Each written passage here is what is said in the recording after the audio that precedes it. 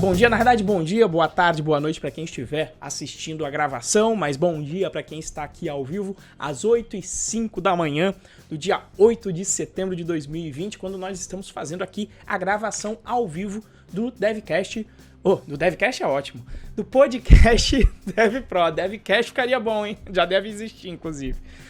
Do podcast DevPro. Estamos aqui no episódio de número 46. Consistência aqui do projeto está excelente. Já faremos em breve aí 54 semanas para fazer um ano. Falta pouco. Mas enfim, assunto de hoje.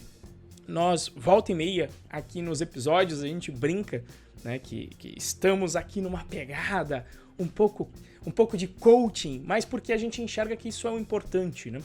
A parte tecnológica é importante para nossa área de tecnologia, mas entender também o lado humano, dito soft skill, é importante. E hoje o Moacir foi até uma surpresa para mim, ontem quando ele me passou, na verdade ele me passou até muito tempo, mas eu só fui ver ontem no final do feriado. Mas o tema de hoje vai ser quais são os seus valores e inclusive pontos de como que isso é importante para você, para sua vida, dentro do seu trabalho. Mas como sempre, Moacir, dê o seu bom dia aí com os respectivos recados de sempre aí, por gentileza. Fala aí, pessoal, bom dia, boa tarde, boa noite, boa madrugada para quem está nos acompanhando na gravação, né? Bom dia pro pessoal do chat. E vamos lá, né? Os recadinhos de sempre, bem rapidinho. Se você estiver aí no YouTube, por favor, siga-nos, se inscreva, na verdade, né? E ative o sininho para poder receber sempre a notificação.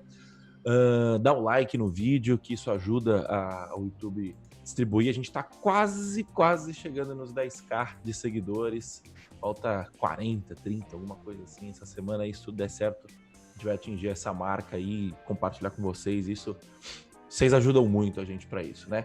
No nosso Instagram, o meu Instagram é o @moacirmoda, o Instagram do Renzo é o @renzoprobr. Se você quiser fazer um curso de Python grátis, se você quiser aprender orientação a objeto, como ela deve ser aprendida, se você quiser aprender programação procedural em Python, do jeito pythônico, acesse python.pro.br/curso-d-python-grátis, é o melhor curso grátis do Brasil.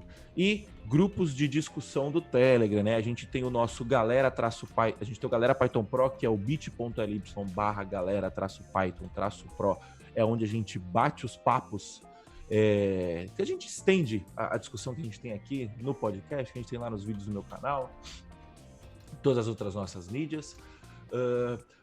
A gente tem também, para acessar, né, o Galera Python Pro, é bit.ly/Galera-Python-Pro, acho que eu já falei isso, desculpa, e o bit.ly/Python-Pro, tá difícil hoje, o feriadão foi meio difícil aí, eu tô meio cansado, mas, enfim, bit.ly/Python-Pro é o nosso canal no Telegram, onde a gente avisa de todos os nossos conteúdos. E bem simples, assim, é um canal que você se inscreve lá. Para quem não conhece o Telegram é maravilhoso, ele permite criar grupos de discussões e também canais em que a gente simplesmente faz um broadcast de uma mensagem, e aí você vai poder ficar por dentro dos nossos conteúdos, não vai perder nada. Bom, é isso, recados dados, vamos ao que interessa. Deixa eu voltar aqui para a minha pauta. O que são valores, né? Essa discussão, a gente estava discutindo no podcast na semana passada e a gente começou a falar sobre isso.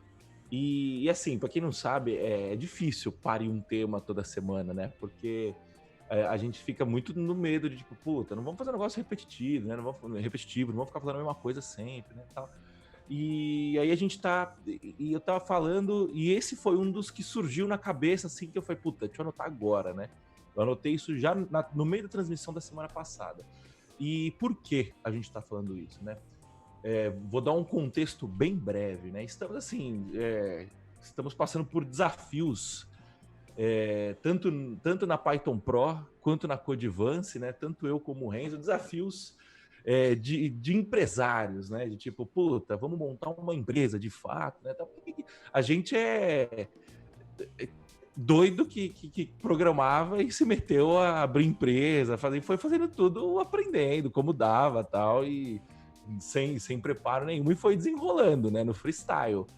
E a gente começou a estudar muito. O Renzo já fez um trabalho de coaching há uns 2 anos, Renzo, 1 ano e meio, 2 anos atrás, que a gente já tinha tocado nesse assunto, né? Eu confesso pra vocês que sempre achei esse papo uma babaquice, uma bullshitagem. Falava, isso daí não é porra nenhuma, para, isso daí, empresa só quer saber dinheiro no bolso, e não sei o que e tal. E o que acontece? Quando você conversa com a máquina, você pensa isso. Eu, pelo menos, pensava isso, né? Que eu falava assim, que o meu negócio, o meu trabalho, que era um trabalho técnico, né? Era um trabalho operacional técnico. É sentar, escrever código. Eu não tinha que ficar lidando com gente. E aí, a gente começou a estudar muito sobre gestão, né? Nos últimos tempos. E, cara, todo lugar que você bate, eu tô estudando muito sobre gestão de empresa como um todo e muito sobre gestão ágil, né? Ágil do jeito certo, não ágil... esse ágil que o pessoal fala que é ágil no mercado, que ninguém é ágil porra nenhuma. Mas a gente começou a estudar muito sobre isso.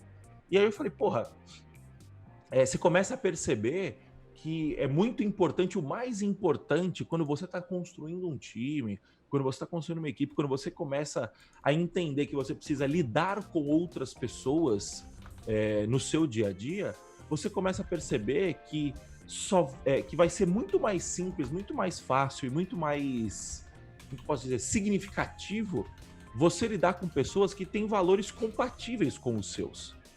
E aí eu comecei a perceber que isso não vale só para a gente fazer a gestão aqui, para a gente subir para o nível tático, para a galera que fica no nível operacional. Isso vale para tudo na vida. Tipo assim, eu e o Renzo, a gente tá aqui no 46º episódio.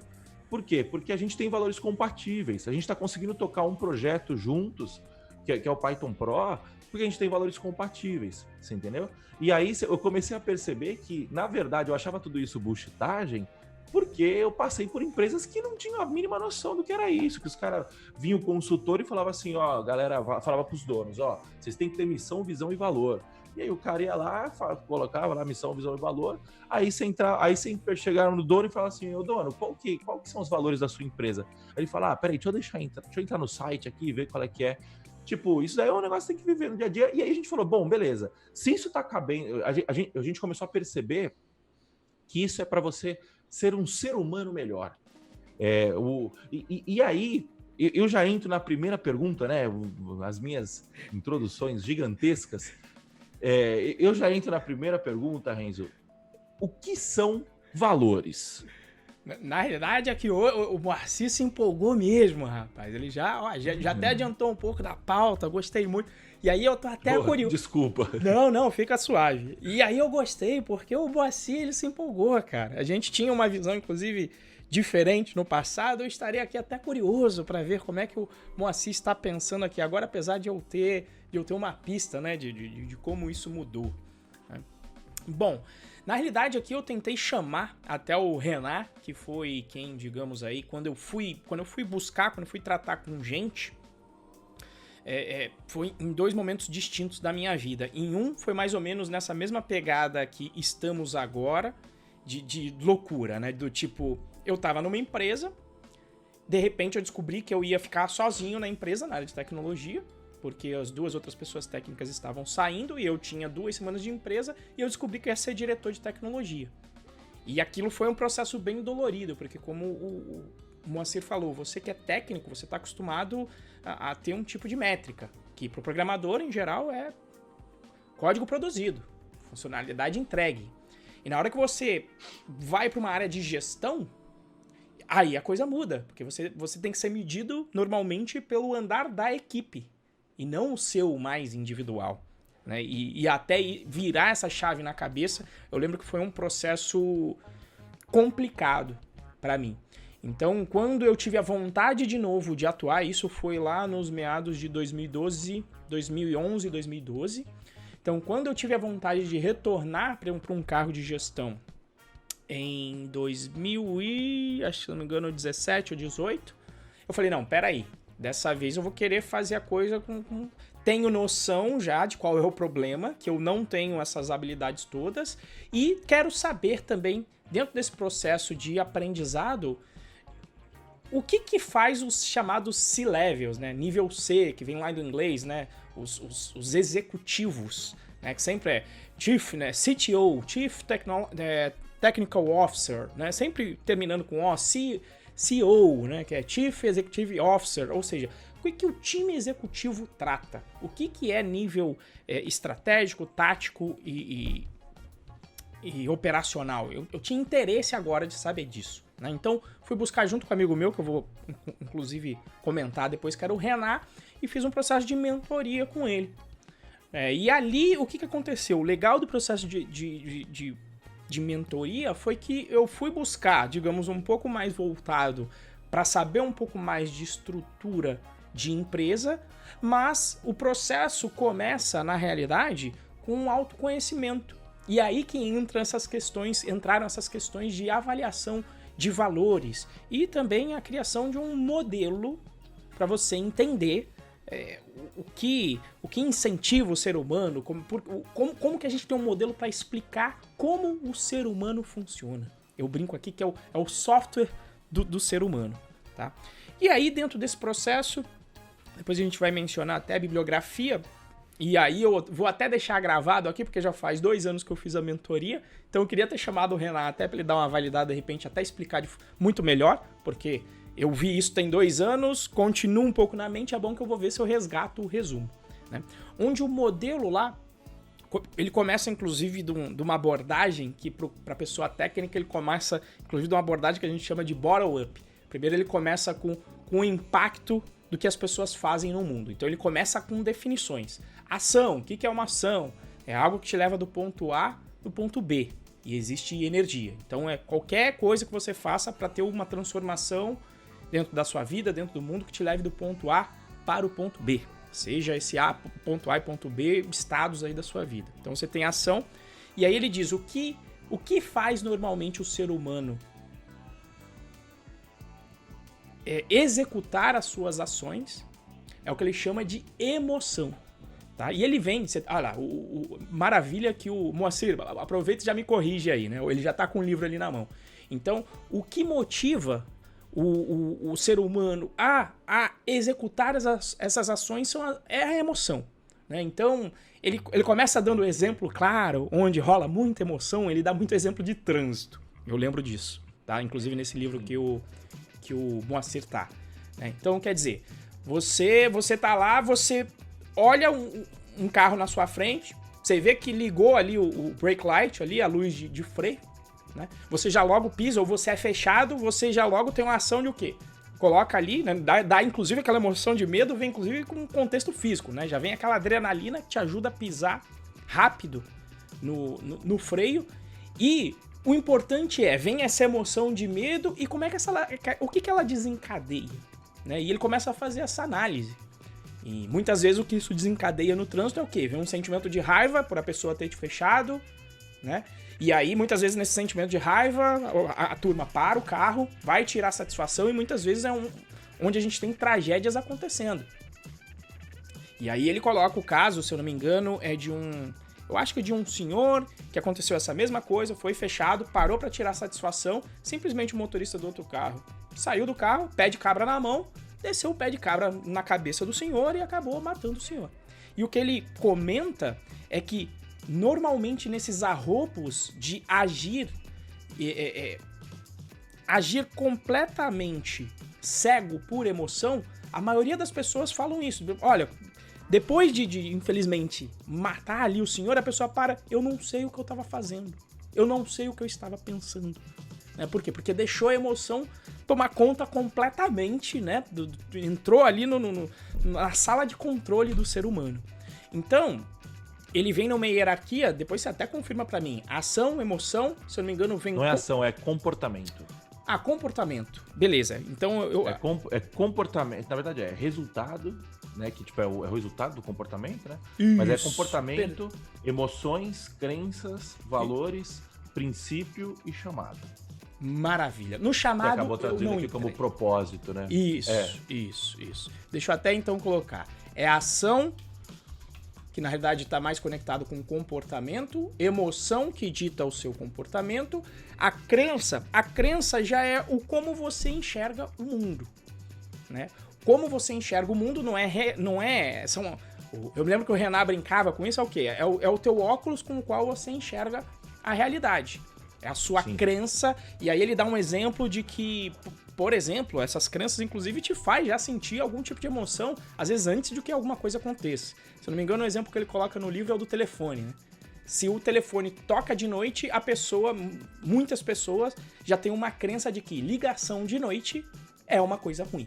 É alguém avisando de alguma desgraça. Então, ai meu Deus, o que aconteceu? Então, antes do fato acontecer e ela se preparar para efetivamente entender qual é o problema, sentir a emoção adequada e ter o comportamento que ela vai ter, ela já tá sofrendo de antecedência. Meu Deus, ligação de noite só pode ser desgraça, né? Então, menciona isso com relação às crenças. E os valores vai ser aquele... E aqui é a parte complicada de se explicar, mas é o que basicamente vai ser a baliza de como é que você vai tomar as suas decisões no dia a dia. É a maquininha que você vai ponderar, inclusive às vezes com valores que podem ser conflitantes e que, baseado no teu contexto, com a sua lente de crença sobre o mundo, vai fazer com que você sinta essas emoções e tenha um determinado comportamento. O exemplo que ele traz para isso, para mostrar como a gente pondera com valores, ele traz dois. Eu lembro que ele traz valor de segurança e respeito, né? Onde segurança, obviamente segurança física sua, tá? E valor de respeito, onde ele concretiza esse valor como um respeito às regras. Então ele menciona, se você estiver passando... Por exemplo, o pessoal do Rio de Janeiro tá muito... sabe muito disso. Se você tá passando, por exemplo, de dia, apesar que às vezes não tem nem de dia hoje em dia mais no Rio de Janeiro, mas vamos lá. Se você tá passando de dia numa rua que é relativamente perigosa, mas normalmente de dia, você vai ter, ele fala lá, você tem o seu valor de respeito sendo preponderante ao seu valor de segurança. Por quê? Porque de dia você tolera um certo nível de confiança que você fala, olha, de dia eu acho que não vai ter nenhuma zona. E eu lembro de uma rua pra mim que era clássica. Se eu não me engano era a Avenida Motoclube, Avenida Martin Luther King no Rio, que conectava o centro ao... Como que se chama? Começa com I. Esqueci. Perto ali da parte do cimento branco, mas tem ali um Irajá. Conecta Irajá.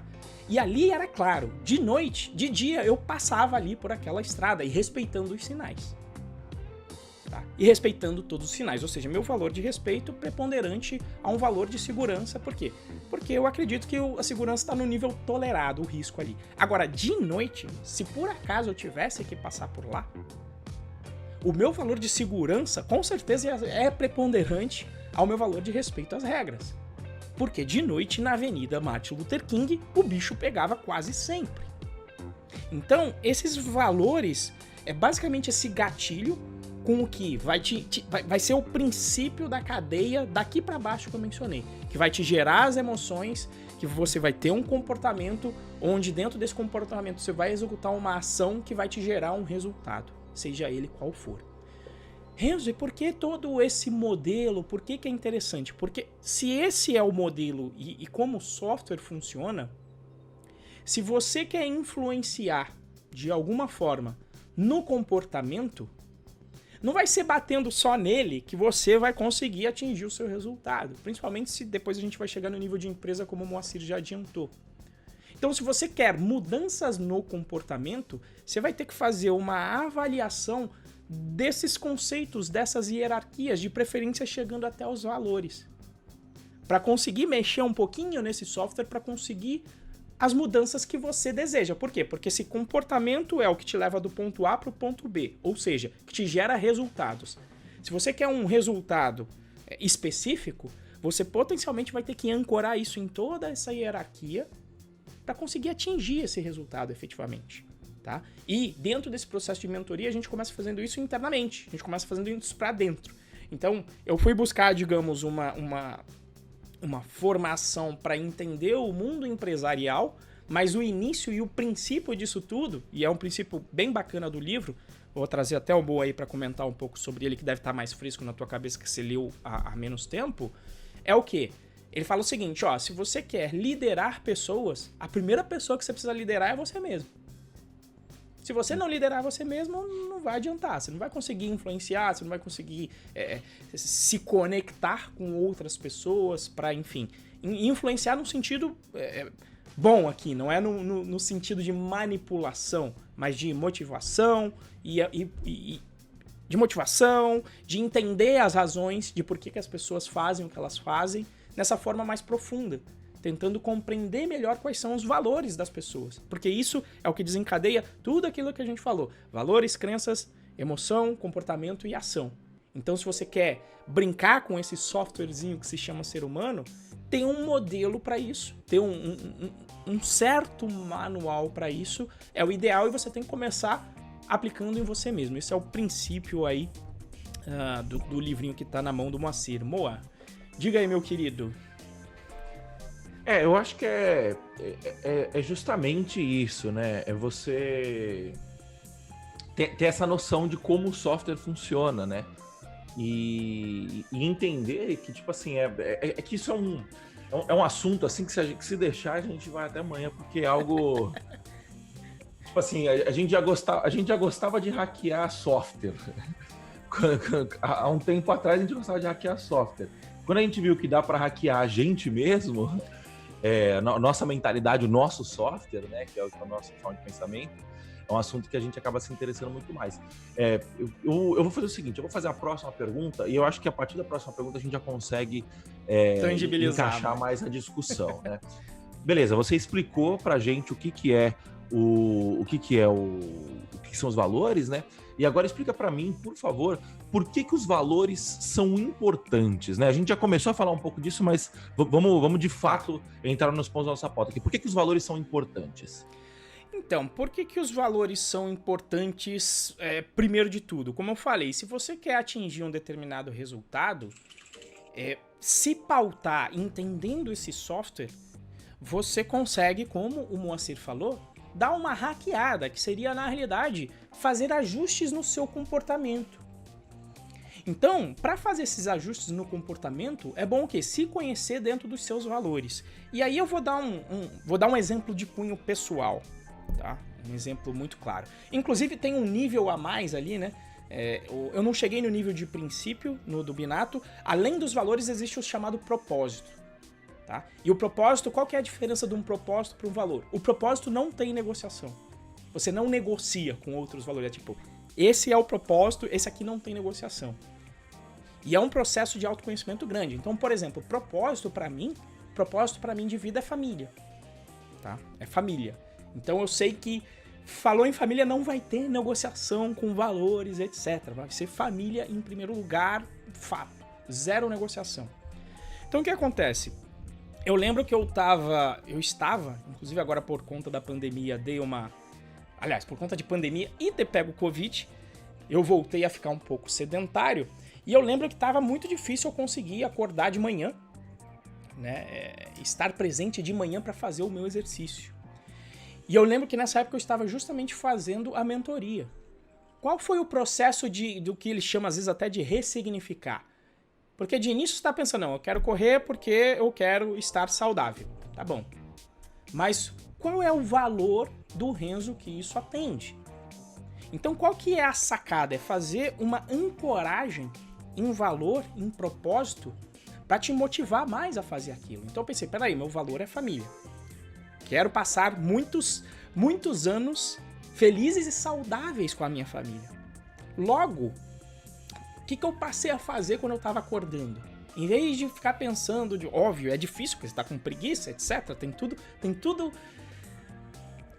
Toda preguiça, aquele friozinho, você não querendo ir, o seu corpo está dizendo para você não ir. Né? É não natural para qualquer animal gastar energia. Mas qual é a ancoragem de propósito e de valor? Cara, eu quero ter uma vida saudável com a minha família. Eu não quero estar obeso e não conseguir brincar com os meus filhos, sair com a minha esposa, fazer viagens que normalmente necessitam de uma certa energia física. Então eu passei a acordar todo dia com muito mais plausibilidade, com muito mais frequência. Ou, trazendo para um valor que é forte meu, integridade. Integridade para mim é uma coisa que quando eu firo a minha integridade pessoal, isso me faz muito mal. Então o que eu faço com isso? Como é que eu hackeio? Se eu quero fazer alguma coisa, eu prometo para as outras pessoas. Tá? Como, por exemplo, esse podcast aqui que está acontecendo há 42 semanas, que a gente faz às 8h05. 46, obrigado, amor. Que a gente está fazendo há 46 semanas, por quê? Porque nós prometemos que nós íamos gravar isso, como é o Café com Python. Então, e vocês acham, é fácil? Apesar que cada vez tem ficado mais fácil, mas não é simples acordar em 46 semanas, sempre ao mesmo horário, 8h05 da manhã, acordar às 7h20 para tomar meu banho, ou algumas vezes 6h30 para correr antes de tomar meu banho, vir aqui, dar de banho tomado, estar apresentável para gravar isso aqui para vocês. Então, é importante esse autoconhecimento de valores em um primeiro momento para você atingir os objetivos, digamos, pessoais que você tem. Tá? Pessoais, quem sabe até profissionais também. Se você quer mudar um comportamento, entender essa cadeia, entender como o seu software funciona, quais são os seus valores, para entender o que vai te motivar, o que vai gerar o comportamento que vai gerar o resultado que você espera. Então, acho que essa é a primeira grande importância. E depois isso tem uma conexão a fundo. Moa, quer falar um pouco sobre isso?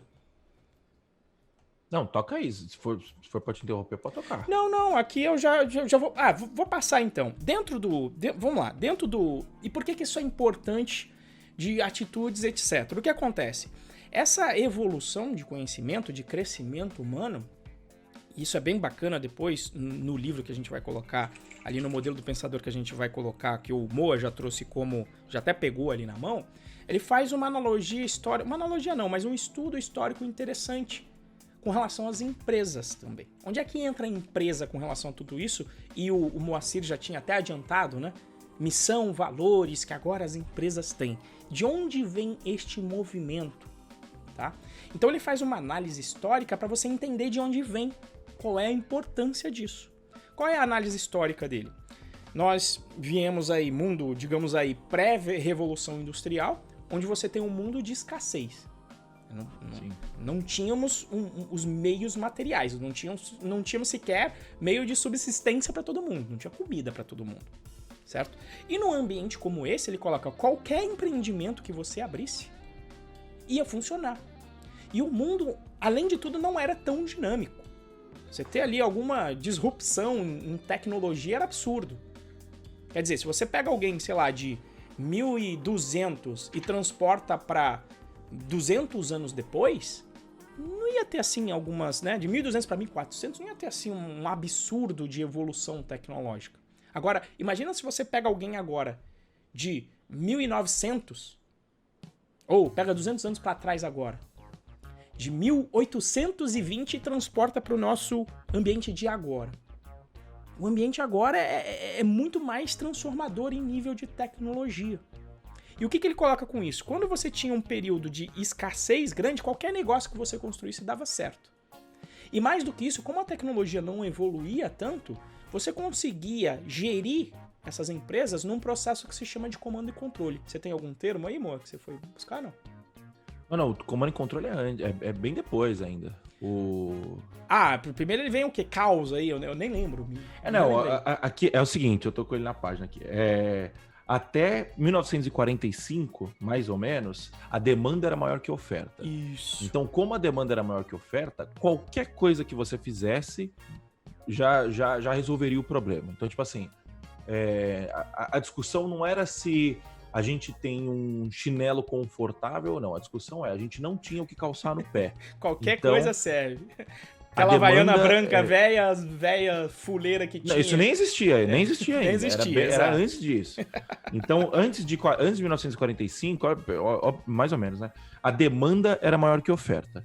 Entre 1960 e 1970, a demanda ficou igual à oferta. Então, o que aconteceu? O empreendedorismo, não sei se o empreendedorismo, né? Mas a iniciativa privada e a pública também, ela conseguia suprir as ofertas básicas do ser humano, né? Então o ser humano, se a gente pegar lá a pirâmide de Maslow, que eu não lembro exatamente qual que é, a base da pirâmide já estava sendo suprida. Necessidades fisiológicas, primeiro nível. Então, a base da pirâmide já estava sendo resolvida. A partir de 1980 e 1990, a demanda começou a ficar menor que a oferta. Então, a variável empresarial virou valor agregado. Antes era só economia de escala. Então, tipo assim, a gente tem a demanda é igual à oferta, então vamos só escalar para atender mais gente, né? A partir do momento que a demanda fica menor que a oferta, você já precisa começar a pensar no seu produto, no seu serviço, no que for, para que ele gere um valor agregado para o cliente. Então, por exemplo, eu não quero simplesmente me alimentar, eu quero me alimentar com alguma coisa que eu goste, com alguma coisa que eu sinta sabor, esse tipo de coisa, né? Eu não sei se estou dando exatamente os exemplos certos, mas que eu lembro mais ou menos, né? Aí, a partir de 2000 até 2011... Não só quero um carro, né? Agora eu quero um carro bonito, eu quero um carro com um design que reflita a minha personalidade, né? Exato. Então, a partir de 2000 e 2011, a demanda ficou absurdamente maior que a oferta, ficou absurdamente menor que a oferta. A demanda ficou menor que a oferta. É isso, né? Isso. Então, a demanda ficou absurdamente menor que a oferta. Então, a partir do momento que você não tem mais, tipo assim, agora as pessoas não sabem mais se elas querem um carro, você entendeu? Tipo assim, a pessoa já quer se locomover e ela tem tanta oferta a partir de conseguir se locomover, por exemplo, que ela pode querer um carro, ela pode querer pegar um Uber, ela pode querer não se locomover e ficar em casa. Bike sampa, é absurdo quando você vê as opções. Isso. Então, a variável, ela começou a ser novo modelo de gestão. Então, você começa a ter um mercado absurdamente competitivo, né? Em 1980 e 1990, era tudo muito segmentado, era tudo muito de nicho, né? Então, em 60, 70, o cara queria vender arroz, ele podia vender qualquer arroz que ele quisesse e acabou. Em 1980 e 90, o cara não, eu vou me especializar em vender arroz integral, por exemplo, porque existe uma demanda específica para arroz integral. Entre 2000 e 2011, você tem um nível de competição absurdo. E aí, quando você tem um nível de competição absurdo, a gente começa a entrar numa fase que somente o comando e controle o que é comando e controle? Né? Comando e controle é uma pessoa, um chefe dá uma ordem e um funcionário cumpre essa ordem. Né? Como se uma máquina esse modelo fosse... Isso, pega o Charlie Chaplin, né? Charlie Chaplin é o caricato disso lá, quando ele vem naquele filme. O apertador de parafuso, né? É isso. Quando você vive num cenário em que a demanda é igual à oferta, ou a demanda é um pouco menor que a oferta, mas você consegue resolver isso segmentando, nichando, você tem uma estrutura empresarial que cabe o comando e o controle, porque você ainda tem muito mercado. Tipo assim, entre aspas, é fácil dar lucro. Você entendeu? Quando você vem para 2010 até hoje, até os dias de hoje, né? Você tem uma demanda muito, muito, muito, muito maior que a oferta. O que acontece é que você precisa se tornar competitivo como empresa. E quando você precisa se tornar competitivo como empresa, você precisa ter times que produzam resultados. E para ter times que produzam resultados, a gente não pode mais ficar no comando e controle, porque o comando e controle não funciona mais. E aí o que acontece? Você precisa trazer mais autonomia para as equipes, e trazendo mais autonomia E como que você traz mais autonomia para as equipes?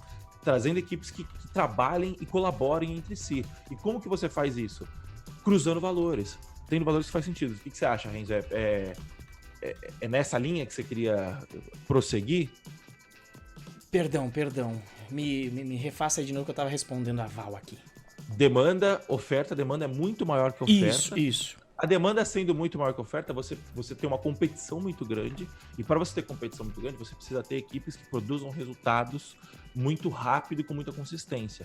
E o comando e controle não cabe mais em cima disso. Isso. E aí você precisa começar a ter times que primeiro, tenha clareza nos seus valores, para que você consiga se aliar com pessoas que tenham valores parecidos com os seus e propósitos parecidos com o seu. E fazendo isso, você consegue ter um melhor resultado. E isso acaba sendo bom para a empresa, porque a empresa consegue gerar o lucro que ela precisa para continuar desenvolvendo o seu propósito, a sua visão e seus valores, e isso cabe para o funcionário. Isso. Porque a gente vive uma economia hoje em dia que, obviamente que é foda falar isso no Brasil, né? Mas, tipo, a galera que é classe média, por exemplo, o cara não precisa de muita grana para viver feliz, entendeu? E aí o cara começa a entrar numa pilha de tipo assim, não, peraí, o dinheiro não é mais tão importante para mim, porque com uma quantidade ok de dinheiro, eu supro as minhas necessidades básicas. Então o cara vira e fala assim, não, eu não preciso mais, eu não vivo mais para ganhar dinheiro. Agora eu quero viver para atender o meu propósito. E é o que a gente passa em boa parte no mercado de TI. É um mercado que se descola da realidade porque a gente tem muito disso. A gente tem muita gente que abre mão de ganhar mais porque está almejando objetivos diferentes de acordo com seus objetivos de vida. E conheço várias pessoas assim. Várias. Inclusive, potencialmente eu também assim. Né? Mas várias pessoas que vão abrir mão, vão fazer esse peso de valores para abrir mão, por exemplo, de ganhar mais. Ou seja, grana passa a não ser o único motivador. Muito pelo contrário. Às vezes pode até desestimular. Eu acho que é isso que a gente tem no Brasil, é esse ponto que eu queria chegar. E também com essa evolução técnica e muito rápida, o que você tem numa cadeia de comando e controle? E aí eu posso falar muito disso, por quê? Porque eu fui militar. Não tem mais cadeia de comando e controle do que militarismo. Inclusive, mesmo lá, os valores estavam bem práticos, né? Forças Armadas, hierarquia e disciplina. Já tá te falando que é comando e controle. Não importa se tá gerando o resultado, importa se você cumpriu a hierarquia, não desobedeceu o seu chefe, isso é mais importante de tudo, e depois se fez isso com disciplina. Ponto. Mesmo que não vá gerar.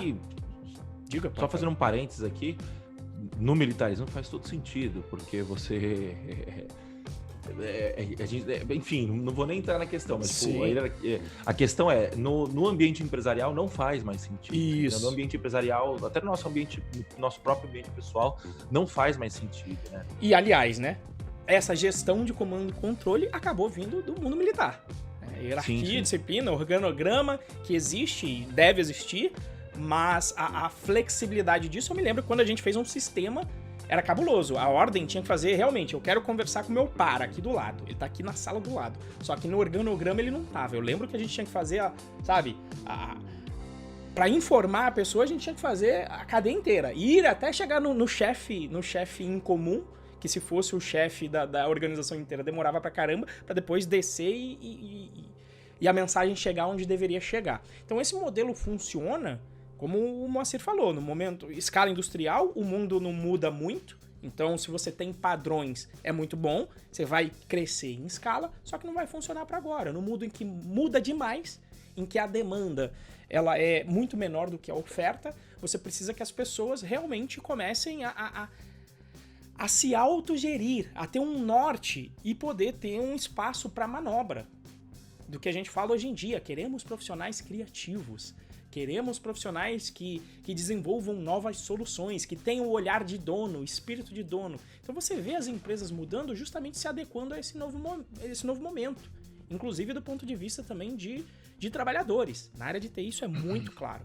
Tá? Então é esse alinhamento entre valores pessoais seus e valores das... E da onde que vem, né? Eu acho que era a grande coisa. Eu me lembro que quando eu falava com o Moacir antigamente, depois você me fala se mudou, Moacir. Você fala, o objetivo da empresa é dar lucro. E eu falava, não, essa é a condição necessária.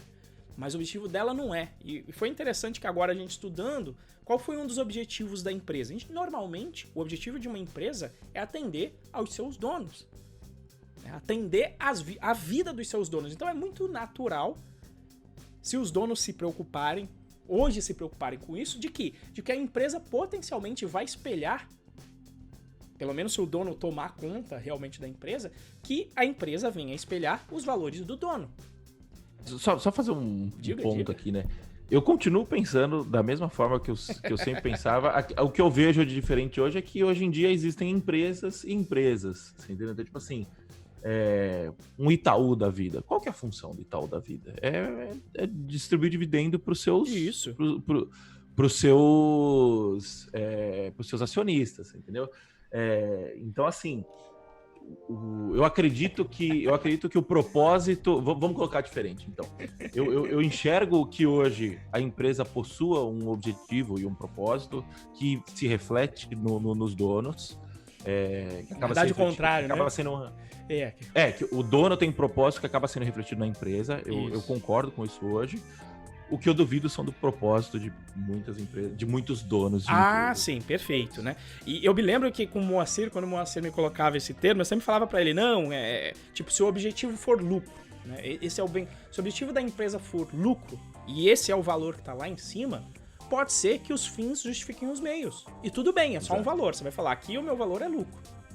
Tudo bem não, né? Tipo assim, não cabe pra nós, mas se couber pra outra pessoa... Isso, não, tudo bem que eu tô dizendo, não, eu não estou fazendo aqui um juízo de valor, não existe valor ruim, ruim, bom, etc, né? Depende de cada um, qual é o valor que cabe com você. Então, como eu sei que o meu valor é integridade, a forma pra mim cabe. Qual é o exemplo que eu dou? Dei esses dias, inclusive, quando eu tava conversando aqui com uma pessoa pra trabalhar com a gente. Como o meu valor é integridade, a forma com que eu vou fazer isso importa. Se fosse lucro, na hora que eu fosse vender o curso do Python Pro, por exemplo, o que acontece muito? O curso é de back-end. Na hora que chegasse alguém perguntando, Renzo, eu quero Data Science. Python é Data Science, não é? Então, como que eu vou balizar a minha resposta? Integridade. Eu sei que se for Data Science, essa pessoa vai entrar aqui e vai se frustrar. E aí eu não vou estar sendo íntegro, porque eu sei que não é. Não é Python, não é Data Science, em particular o Python que eu vou ensinar aqui dentro. Aqui dentro vai estar bem, vai se sentir bem quem? Quem estiver buscando engenharia de software. Quem estiver buscando programação back-end em Django. Essa é a pessoa que não vai se frustrar. E sabendo disso, se o meu viés for lucro, falar, não, entra aí porque você vai gostar. Por quê? Porque, beleza, vou vender mais, eu sei que vai ter uma galera que vai se frustrar, mas não vai falar nada, não vai pedir o dinheiro de volta e eu vou lucrar mais. Seria um pensamento se o meu valor for lucro, resultado. Agora, como é integridade, eu falo, não. Como eu tenho dentro da minha integridade, tem lá, né? Tratar os outros, tem um outro que eu gosto que seria reciprocidade. Eu quero tratar o outro como eu gostaria de ser tratado. Então, eu ofereço o máximo de informações possíveis para a pessoa tomar uma decisão bem tomada, com o máximo de informações possíveis. Então, como é integridade, a forma com que eu vou realizar esse lucro importa. E aí, na hora de contratar, uma pessoa que é orientada, cujo valor dela seja resultado, independente de integridade, essa pessoa ela vai estar infeliz na minha empresa. E eu vou estar infeliz com ela também na minha empresa. Por quê? Porque na hora que ela tomar essa atitude, eu vou querer corrigir na marra, né? Se for o cara do controle lá, vai falar, porra, já te falei que não é pra fazer isso. E onde o problema tá onde? O problema tá lá no início. Não ter identificado durante o processo de conhecimento que o valor daquela pessoa é outro. Ela tá focada em lucro, ela tá focada em... Deixa eu ver aqui, o que eu tinha? Integridade, pronto. A parte de não ser íntegra, ela tá mais focada em resultado. Esse acho que é o exemplo mais claro que tem. Né? E aí eu brinco, eu sempre levei com um extremo pro Moacir, que era, se o objetivo for lucro, potencialmente a gente pode entrar no ramo de tráfico de drogas. Vale entrar? Potencialmente pra mim não, por quê? Porque integridade, dentro de integridade e segurança e família, né, que é o meu propósito, eu não quero arriscar ser preso e, portanto, não conviver com a minha família e não ser um pai de família. Então, pra mim, não faz sentido. Resultado, traficando drogas, mas tem um monte de gente que faz sentido esse resultado e tá lá. Onde o valor da pessoa tá mais ali no resultado, porque realmente é um ramo com altos lucros, mas o valor deles ali de família e segurança potencialmente ficaram lá pra baixo. E tá tudo certo. Tá tudo certo pra mim, Renzo. Não tá certo pro Estado que vai correr atrás dessa turma. Mas essa... Não é que tá tudo certo, né? Sem julgamento. Isso, sem julgamento. Eu não tô fazendo julgamento de valor, mas é um peso que até o bandido tá fazendo, certo? Todo mundo tá fazendo isso aí. Beleza. Pra mim compensa mais eu arriscar, e aí você pode ter as 1 milhão de explicações possíveis. Pode ser a única saída, eu não acredito nisso, porque justamente já morei em bairro em que as pessoas não eram abastadas e a maioria não trabalha no tráfico de drogas, certo? Ou seja, o valor dessa galera, mesmo ainda na pobreza, é o valor de tipo, não, peraí, tem um valor de segurança aqui, eu sei que entrar pro tráfico, a chance de eu ser preso ou ser morto é grande e eu tenho um valor importante aqui pra isso, né? Principalmente se for família, com certeza você não vai entrar. Porque normalmente quem acaba sofrendo desse processo todo de tráfico de drogas é a família. Mas eu só quero trazer um exemplo muito, não vou dizer não real, mas bem extremo para exemplificar isso. Moa. Eu acho que é isso. E eu acho que o principal é a gente entender, porque a gente está muito no abstrato, né? É um assunto abstrato e é difícil, primeiro, tangibilizar para a vida real e, segundo, entender como aplicar na vida real, né? E eu acho que a parada é o seguinte, é você enxergar que essa discussão é uma discussão para, no fim das contas, você, sim, tipo assim, no livro ele fala aqui, né? Quer dizer que se eu não sei os meus valores, eu estou perdido na vida? Se eu não mapeei os meus valores, eu estou perdido? E a resposta é sim, você está. No livro ele fala isso, né?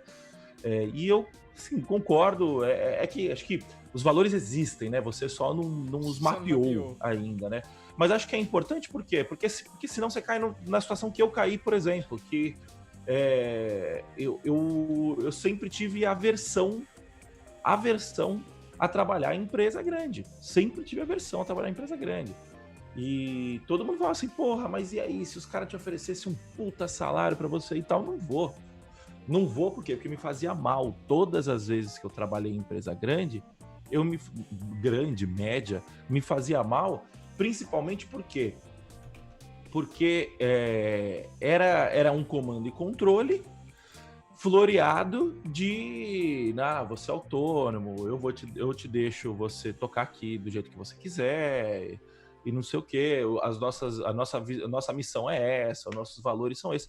E quando você ia ver, era tudo bullshitagem, era tudo da boca para fora, você entendeu? Então assim, era a empresa que os caras trabalhavam o employer branding dos caras. A employer branding é outro termo que a gente aprendeu faz pouco tempo também, que o cara ia lá e falava assim, não, a nossa empresa, ela é ótima para trabalhar, aqui nós prezamos a diversidade, aqui nós prezamos a opinião de cada um, aqui nós prezamos pelo bem-estar do nosso colaborador e não sei o quê. E aí, quando você ia ver, a empresa estava fazendo o cara virar madrugada para entregar projeto, entregando projeto com zero conexão com a realidade, sem noção nenhuma se está gerando valor ou não, você entendeu? Então, assim, eu já passei por isso várias vezes e eu comecei a entrar numa pilha que eu falei assim, não, eu não vou, não quero mais, vai se fuder, vou. E eu fiquei tão desiludido com o mercado que eu falei assim, puta, não tem nenhuma empresa que eu vou conseguir isso, o que eu vou fazer? Vou abrir a minha, tá ligado? Não tenho o que fazer. E hoje eu vejo que já é diferente, que hoje eu vejo que o problema era muito mais eu não encontrar pessoas que compartilhavam de valores semelhantes aos meus. Era sempre esse problema. Por quê? Porque primeiro, eu não tinha clareza desses valores. Segundo, por não ter clareza desses valores, eu não sabia onde... eu não sabia nem que eu tinha que procurar essas pessoas, depois eu não sabia nem que eu tinha que... aonde achar essas pessoas, né? Então, aí o que aconteceu? Quando que mudou a minha cabeça? Quando eu conheci o pessoal do Welcome to the Jungle, foi lá que eu conheci o Renzo, foi lá que eu conheci Augusto, foi lá que eu conheci Henrique, foi lá que eu conheci o Alface, que tá aqui na nossa... que deve ter mandado no começo, já deve ter saído fora. Daniel Bastos, que tá sempre aqui com a gente. O Ronaldo, que trabalha com a gente hoje. Você entendeu? E aí a gente foi expandindo para outras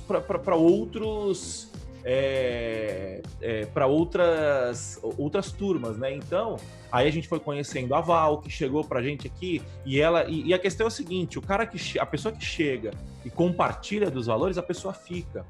Você entendeu? Tem um monte de gente que entrou lá no curso do Henrique que não ficou. Tem amigos meus que eu achei que ia ficar, que eu virei e falei assim, cara, entra nesse curso, você vai ver a galera do caralho e tal, não sei o quê. E eu levei o cara e o cara não ficou, tá ligado? Eu fiquei impressionado, falei, nossa, eu achei que... E não ficou, e beleza, tudo bem e tal. Como tem muita gente que chega aqui, faz o nosso curso e fala, não, beleza, aprendi o que eu tinha que aprender, tá? Valeu, falou, tchau. E tem gente que fica. A Val é um exemplo desses. O Herbert, que tá aqui, é um exemplo desses. O Alexander é um cara que tá sempre aqui com a gente. Então, assim, a gente vai vendo as carinhas de vocês. O Luciano tá sempre aqui com a gente, o Gilson. O Alisson. Então, o Alisson. O Sérgio. Ih, se for continuar aqui, lascou, né? Por quê? Porque qual que é a parada? São os valores que são compartilhados. Mesmo sem perceber, mesmo sem esse conhecimento, sem essa consciência, a gente compartilha de valores parecidos e isso faz com que a gente siga junto, se ajude, você entendeu? E você pode ter também gente, você deve ter gente de valores que não são compatíveis com você na sua rede de contatos, no seu ciclo de conhecimento. O Geiser tá aqui também. A questão você vai ter mais afinidade, mais dia a dia com valores com pessoas que você compartilha os seus valores, né? Então acho que é isso. Bom, antes da próxima pergunta, o pessoal que tá aí no chat, dúvidas, esse assunto ele é quase não técnico, mas eu acho que ele é muito importante para a gente conseguir tocar o nosso técnico bem, né? Então, assim, por favor, mandem dúvidas aí, que a gente vai seguir aqui. Hoje o assunto tá bom, na minha opinião. O da Val, ela pegou direitinho. Aqui, a Val fez o seguinte comentário. A pessoa que não controla as emoções geralmente tem um sistema límbico responsável pelas emoções, dando respostas muito rápidas e instintivas. Por isso, contar até 10 faz sentido. Esse já é o hack, Val, que eu aprendi inclusive com a minha esposa, de normalmente não responder, né? O Renan tinha até um baseado nisso, não responder inflamado pela emoção, né? Dar um tempo pra entender, né? Justamente pro límbico, beleza, tô sentindo a emoção, mas não vou agir agora, completamente inflamado por ela. Vou dar um tempinho pra entender, pra mastigar, pra conversar depois de uma forma mais racional, inclusive depois de fazer uma análise pra dentro de por que aquilo me deixou com raiva, por que aquilo... como é que eu posso mudar para que isso não aconteça mais? E depois vir conversar mais baseado um pouco mais em razão. Porque normalmente as respostas rápidas, baseadas em emoção, como o exemplo do trânsito é básico, né? Qual que era o hackzinho? O hackzinho, eu não sei se é no livro que ele fala, não sei se foi nesse ou se foi no outro, Moa, você que leu há pouco tempo, você deve lembrar, que ele fala, por exemplo, no trânsito. Considere sempre que a outra pessoa tá com uma mulher grávida correndo pro hospital. Sim, era alguma coisa assim. Porque se você tiver essa crença aqui de sempre é uma pessoa correndo pro hospital doente, você não vai responder querendo dar uma barrada de aço na cabeça da outra pessoa, que potencialmente vai te gerar o resultado que você não quer. Quase sempre as pessoas que vão partir pra violência, elas não vão gostar do resultado que ela vai ter depois. Potencialmente, se matou alguém, vai dar um problema pra vida inteira sua, potencialmente podendo ser preso por isso. Né? Se fosse num país sério, então, você vai para um país mais sério, com uma legislação que funciona, você vai ficar preso. Potencialmente pode arruinar a sua vida daqui para frente. Então, potencialmente, você não vai gostar do resultado. Então, isso com certeza funciona, Val. E eu aprendi, às vezes, até não só contar até 10. Tem uma coisa que eu aprendi com a minha esposa, foi de, bicho, tá nervoso, espera, vai conversar no outro dia. Dá uma dormida antes, que aí você vai processar, vai entender, vai justamente pensar nos hacks. Peraí, se eu fiquei com raiva de... Né, sei lá, eu que sou filho único, eu gosto sei lá, eu gosto de ter as minhas coisas, então o que eu faço aqui? Né, por exemplo, minha esposa ficava pegando aqui o meu negócio de celular, de colocar pra correr. Isso me incomodava, porque ele não tava nunca onde eu queria. Então o que eu fui lá, em vez de discutir tal, eu comprei 2. E escondi um, que é o meu. Entendeu? E aí beleza, agora ela pode pegar e tranquilo, eu não fico nervoso, a relação rola tudo bem, menos uma briga para se ter, apesar que eu quase não brigo também, graças a Deus. Mas essa é a pegada, acho que a Val pegou direitinho. Diga aí. Vamos para a nossa última pergunta, né, que a gente falou, a importância tal, dos valores. Tal. Como que você descobre os seus valores? Isso aí foi... Alguém perguntou? Foi isso? Moa. Não. Essa fui eu que perguntei. Ah, tá. Essa é da pauta mesmo. Achei que a gente... Isso. Achei que a gente tinha tido tanto sucesso que alguém tinha feito a pergunta da pauta, né? Bom, o engraçado é que durante a minha mentoria com o Renan e depois num curso que eu e o Moacir estamos fazendo, a gente viu eu vi o mesmo framework, né, para definição. O que ele faz? Na verdade, ele te dá um template com vários valores aqui Eu não sei se eu vou conseguir ler todos, eu vou ler uma linha só. Quem tiver curiosidade, sei lá, depois, não sei como é que a gente vai tirar um print, porque é podcast. Vou dar uma lida em uma linha aqui só. O que ele faz? Ele lista. Tem vários valores aqui. Nem sei quantos tem. 1, 2, 3, 4, 5, 6, 7... Não, tem bastante. 8, 9, 10, 11, 12, 13, 14, 15, 16, 17, 18... 18 vezes 5, então vai dar 90 e o comprometimento lá em cima. Ou seja, tem uma lista aqui de 91 valores.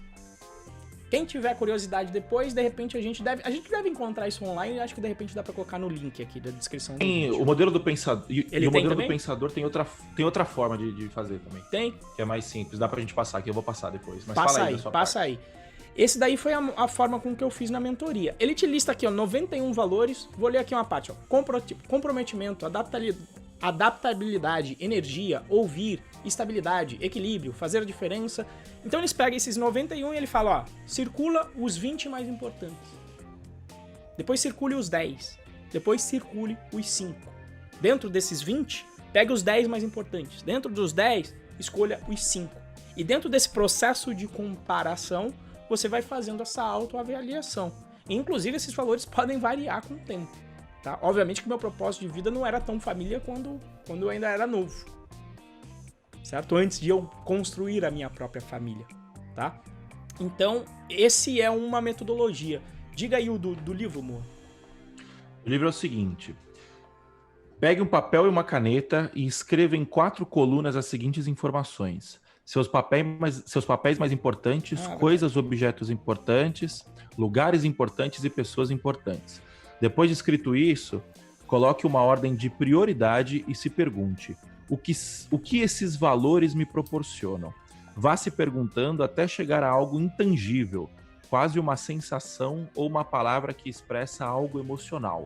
Ao encontrar essas palavras que expressam algo emocional, estabeleça um critério para essa palavra, o que ela significa. Feito isso, hierarquize seus valores, fim do mais importante para o menos importante. Pronto.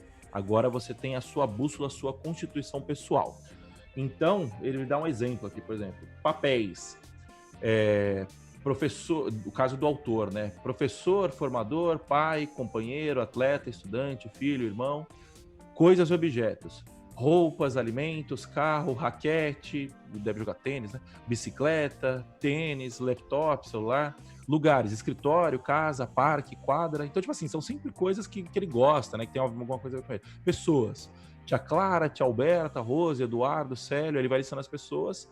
E aí ele vai pegando e vai... Aí ele listou, depois ele prioriza. Priorizou, ele pega e começa a extrair aquilo, né? Então, o que ser professor significa para ele? Ser professor significa isso para mim. O que o laptop significa para você? E aí você vai abstraindo até que você chega nos seus valores, né? Aí ele fala os valores dele: liberdade, conexão, confiança, segurança, gratidão, contribuição, crescimento, realização e prosperidade. Esses são os valores dele.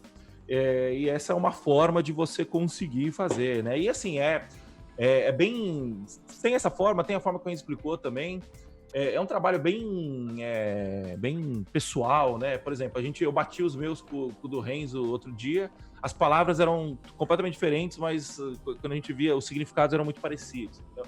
Então assim, eu acho que mais importante do que você descobrir... Eu acho que assim, descobrir o valor e tangibilizar ele numa palavra e tal, é importante, mas eu acho que o processo é mais importante, sabe? De você parar, fazer essa autoanálise.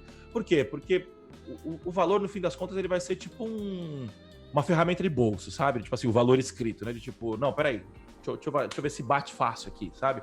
Mas só de você fazer esse processo e refazer, isso é constante, né? Tipo aí, pelo menos vai 6 em 6 meses, de ano em ano, acho que é bom dar uma revisada nisso, né? Mas, tipo assim, só de bater o olho você já vai ver o cara, puta, esse negócio aqui não bate com o meu valor tal, sabe? Tipo, e você começa a marcar isso na cabeça, né? Eu acho que essa é a parada. O que você acha dessa forma dele, Renzo? Na verdade, então, como eu te falei, como eu fiz há 2 anos, eu lembro que eu fiz, quando você me falou, eu lembrei, eu também fiz dessa forma, e como eu curto mais template, né, eu diria que essa forma dele é meio bottom-up, né? Primeiro você pega do concreto tentando ir pro abstrato. E essa outra forma de listar aqui, eu acho que é outra forma bacana. E no fim do dia isso faz sentido, e fez muito sentido pra mim, por quê? Porque, assim como o Moacir falou, eu não quero trabalhar em empresa grande, todas as vezes que eu comecei a não estar realizado dentro de uma empresa, a razão sempre era desalinho. Quando eu ia observar, sempre era não estava alinhado com os valores da empresa, nas várias que eu passei. Em algum momento aquilo feria um valor meu e eu começava, e eu não entendia, né? Eu falava, putz, não tô feliz aqui. Esse é um exemplo ótimo, porque na verdade, não é que eu não queria, quando eu não tinha visão clara dos meus valores, não é que eu não queria trabalhar numa empresa grande. Eu não queria trabalhar em empresas que não tivessem alinhadas com os meus valores. E qual que é o padrão, e aí quais são os meus valores, né? Os meus 5 principais valores eu traduzi em gratidão, autonomia, crescimento, lealdade e conexão. Toda vez que eu ia trabalhar numa empresa grande, qualquer empresa, na verdade, que eu trabalhei, batia de frente com a minha autonomia. Sempre batia de frente com a minha autonomia. Sempre batia de frente com a minha autonomia. Por quê? Porque eu queria fazer alguma coisa, aí travava em cima e falava assim, não, a gente tem que fazer, mas tem que entregar isso tal dia. Tá, mas quem? Não, o diretor definiu que é tal dia. Não, mas não dá pra entregar. Não, mas ele definiu que é tal dia, a gente tem que se virar.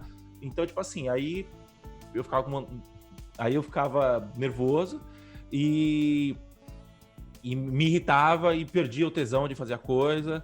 Por quê? Porque eu queria fazer alguma coisa que eu achava que eu olhava e falava assim, puta, não faz sentido fazer dessa forma. Só que ninguém te trouxe, concordava. E ninguém te trouxe também a razão, né? Por que fazer essa outra coisa é importante? Qual é a visão Era sempre macro, assim, né? era sempre assim. Não faz sentido fazer dessa forma. Eu concordava com isso. Todas as outras pessoas do time concordavam com isso. Mas tinha que fazer dessa forma porque alguém mandou. Isso. Você entendeu?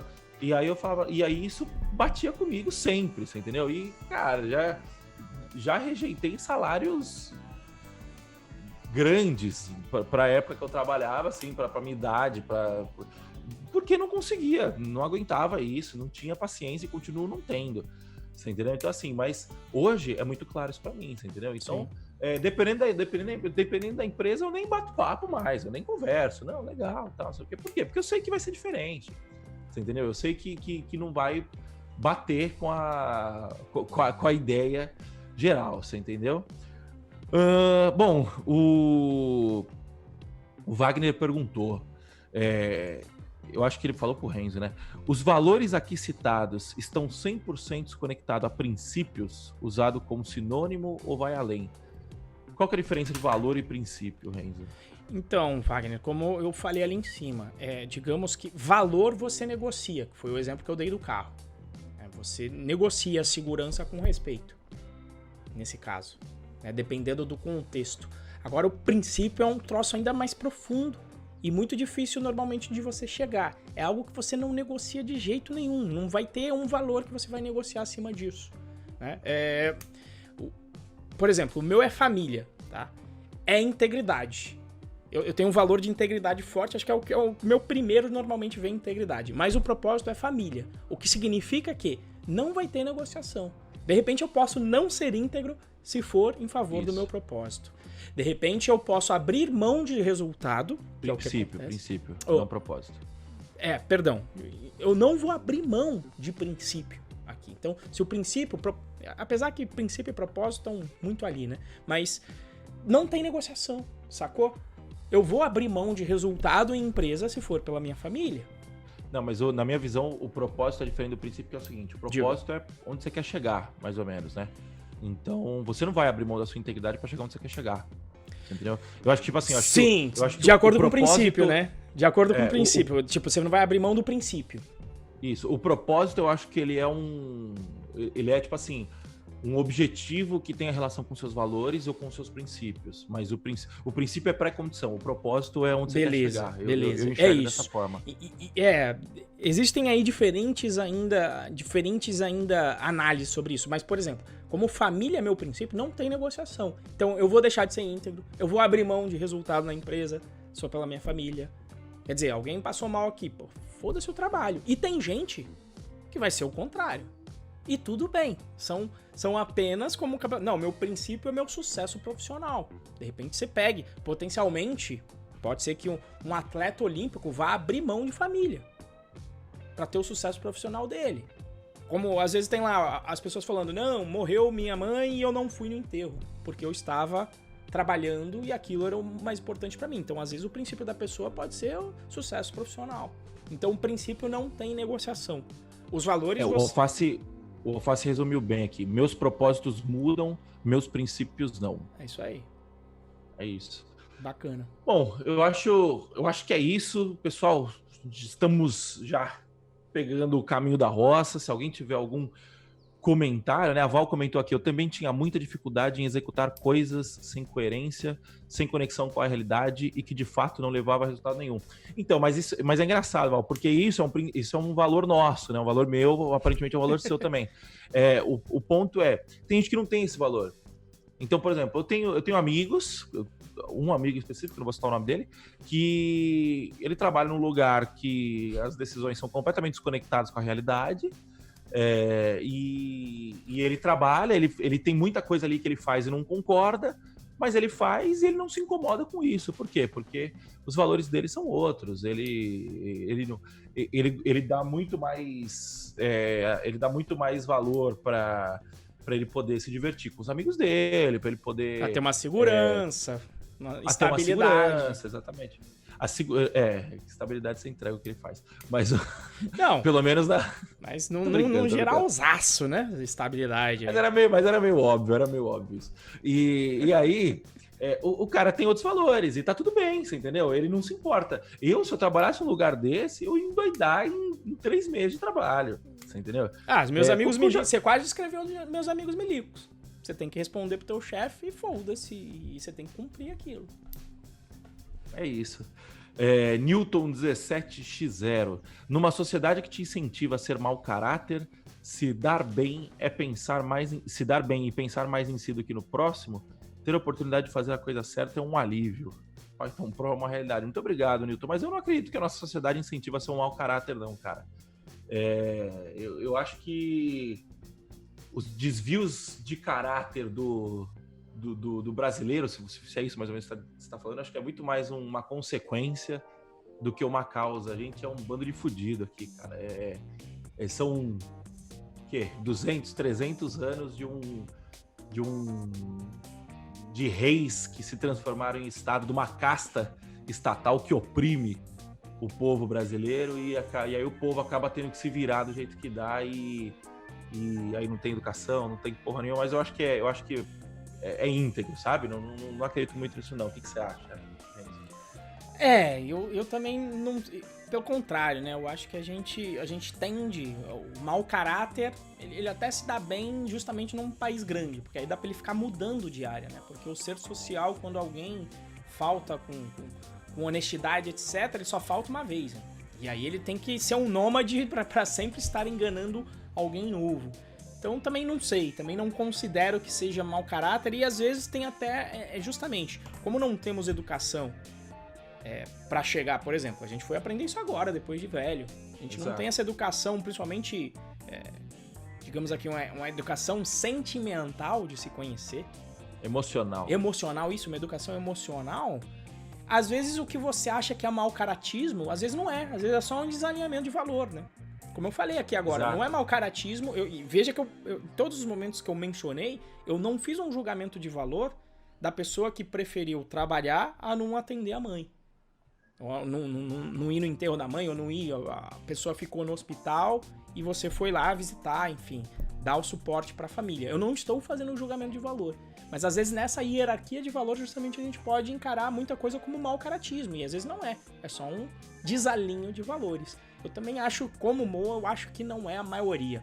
né? Eu acho que... Ele falou, o governador do Paraná é um ótimo exemplo, mas aí a gente tá falando de outra história, né? A gente tá falando de político. Isso, eu acho que não é maioria, né? Quando eu falo a galera, eu falo é a turma, é o povo, não é o cara passou pro lado do Estado, obviamente tem muito servidor público, tem muito não. A maioria dos servidores públicos, eu tenho a crença muito forte de que são pessoas honestas, são pessoas de valor, obviamente, né? Não é. O servidor público tem valores completamente diferentes dos meus. Uhum. Estabilidade e tal, isso aqui são valores que eu não tenho. Mas eu tenho certeza que a grande maioria é honesta, assim, entendeu? Porque são trabalhadores, tá ligado? Quando a gente fala de filho da puta, é um cara que é. Foda ficar falando isso. O governador, eu acho que ele teve que engolir muito sapo e prestar muito favor para chegar no cargo de governador.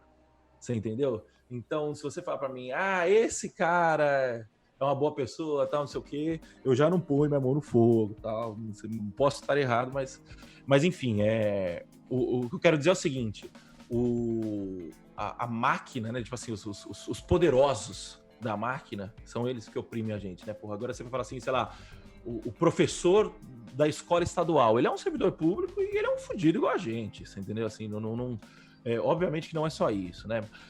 Mas, enfim, é o que o Posteraldi falou aqui, 90% de políticos tem lá do Lomal. A gente tá falando de político, não de servidor público. E aí, para finalizar aqui o nosso papo, né? E não cair muito, porque a gente tá caindo no julgamento também, e eu acho que um ponto importante é a gente evitar julgar, né? Porque a gente não sabe, cada um tem um contexto único e a gente não sabe quais são as decisões que levam a pessoa a fazer tal coisa, né? Enfim, eu acho que é importante a gente não ter essa mentalidade, tipo assim, o mundo incentiva o mau caratismo. Não, tipo assim, dane-se o mundo, você entendeu? O que você tá fazendo por você, pelos seus pares? Qual que é o tipo de gente que você tá andando, quais são os amigos, quais são as suas discussões, entendeu? Eu acho que isso é mais importante. E, cara, e se o mundo tá torto, tipo, beleza, você tem controle. É aquele negócio, né? Se você quer mudar o mundo, mude a si primeiro. Eu acho que esse é o ponto. Bom, e para finalizar, recomendações, né?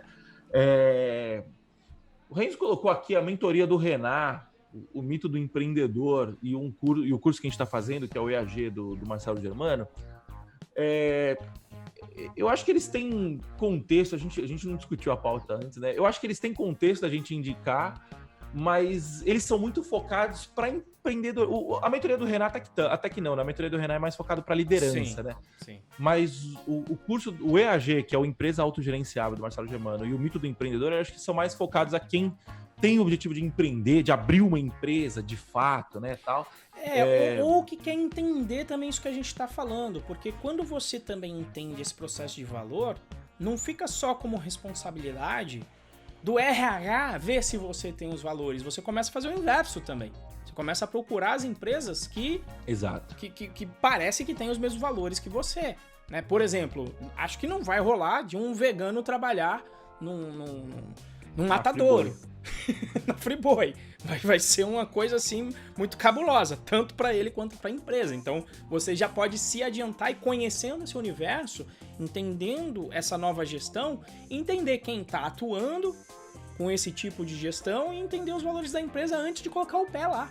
Pra você entender, não, aqui não vai ser bacana, eu não vou me adequar aqui. Então você fazer esse processo de entrevista para entender esses valores, né? Porque eu não duvido, por exemplo, se a gente fizesse isso na época que você estava infeliz, né, moço? Durante o processo RH, você falou, quais são aí o missão, visão, valores? Como é que estão os valores? Quais são os valores da empresa? Se a pessoa tem que ir lá no papel para ler, então você já sabe que ali... ali só tá escrito na parede, né? Isso, e nessa época também eu não tinha a mínima noção disso. Eu trocava de emprego porque alguém me indicava, eu trocava de emprego pelo salário, tipo, assim, eu vou ganhar mais e tal, e não pensava no que eu ia enfrentar pela frente, entendeu? Sim. Hoje em dia eu vejo que é muito mais complexo, né? Com certeza. Mas enfim, assim, o Renan Machado, o Instagram dele é @MachadoRenard, @MachadoRenard. A desgraça é que Renard, o nome dele é bravo, né, cara? A gente tinha que juntar nós três. É Renard, Renzo, Moacir. É só... As nossas mães não são tão... Pra você foi tranquilinho, né? Ó, vou colocar o link aqui no chat. Tranquilinho se eu tivesse nascido em 1950, né? Enfim, esse é o link aí, o Renzo colocou no chat. E esse livro aqui, ó, Modelo do Pensador. Esse livro, eu acho que ele é um pouco mais... Ele é focado em liderança, mas acho que ele é muito mais focado em autoliderança, vamos colocar assim, né? Tipo assim, ele é o primeiro... Ele é o passo que ele fala assim, bom, beleza, vamos descobrir como que é você, eu vou te ensinar como que você se descobre, e depois disso você vai e aplica isso com seus liderados, né? Eu acho que é isso, beleza? Pessoal, muito obrigado pelo papo no chat. Eu acho que o assunto hoje foi muito bom. Obrigado pela participação. E é isso. Muito obrigado. Até a próxima e valeu. Tchau, tchau. Falou, galera. Tchau, tchau.